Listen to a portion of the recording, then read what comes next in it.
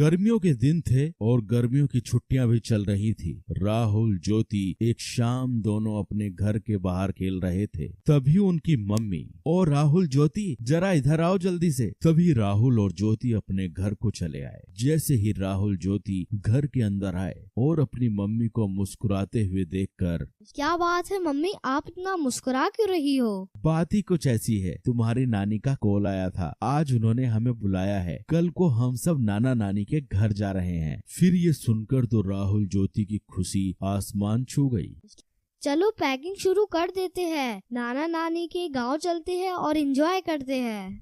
फिर क्या, दूसरे दिन सुबह सब लोग जल्दी नाना नानी के गांव के लिए निकल पड़े। राहुल ज्योति का नानी का घर काफी खूबसूरत और छोटा सा गांव था, जहां सब खेती बाड़ी करते थे और प्यार से रहते थे। राहुल ज्योति जैसे ही नाना नानी के घर पहुंचे तो उनके स्वागत के लिए नाना नानी तैयार खड़े थे। राहुल ज्योति को नाना नानी बोले, राहुल ज्योति आ जाओ, हमारे पास को आ जाओ। फिर राहुल और ज्योति नाना नानी के पास जाकर उनसे लिपट गए। फिर खास नाना नानी की बनाई हुई स्वादिष्ट खाना खाकर राहुल ज्योति ने थोड़ी देर आराम किया और फिर दोनों अपने नाना नानी हाल का मजा लूटने के लिए तैयार हो गए। ये लो, तुम दोनों के लिए मैंने खास इमली का रस बनाया है, इसे जल्दी से पी लो, इसे गर्मी में पिया जाता है। नानी की बनाई हुई इमली का रस पीकर तो राहुल ज्योति एकदम तरोताजा हो गए। फिर नानी जी ने आम के पेड़ पर एक बड़ा सा झूला टांगा। राहुल ज्योति झूले पर बैठ गए और झूला झूलते झूलते हवा में बातें करने लग गए और फिर नाना जी के साथ घूमने चले गए। और फिर रात हो गई। फिर राहुल ज्योति नानी जी के साथ रात के खाने के लिए फिर घूमकर घर लौट आए।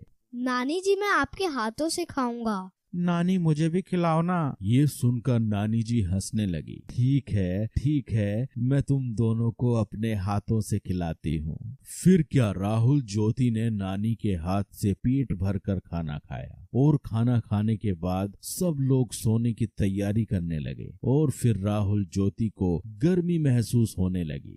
नानी जी, घर के अंदर कितनी गर्मी महसूस हो रही है, पंखा भी गर्म हवा फेंक रहा है, आपके घर में एसी भी नहीं है। हमें तो एसी की आदत है, अब तो हमें रात भर नींद नहीं आएगी। यह सुनकर नाना नानी के साथ सब लोग हंसने लगे। यह देखकर राहुल और ज्योति ज्यादा कंफ्यूज हो गए। आप सब हंस क्यों रहे हो? हमने कुछ गलत कह दिया क्या? ना बेटा ना, तुमने कुछ गलत नहीं कहा। छोटा सा तो हमारा गांव है, हमारे पास एसी कैसे होगा बेटा, लेकिन हमारे पास एक ऐसा एसी जरूर है जो तुम्हारे शहर में नहीं होगा। नानी जी ने फिर जाकर छत पर गद्दे बिछाए और सोने लगे। नानी, हम भी आपके पास सोएंगे। हाँ, तुम दोनों मेरे पास सो जाओ, आओ सो जाओ। फिर क्या, खुले आसमान के नीचे थोड़ी हवा में राहुल और ज्योति आराम से नानी के पास सो गए और नानी से कहानियां सुनते सुनते दोनों को प्यारी नींद आ गई। तो बच्चों, आपने इस वीडियो में देखा राहुल ज्योति का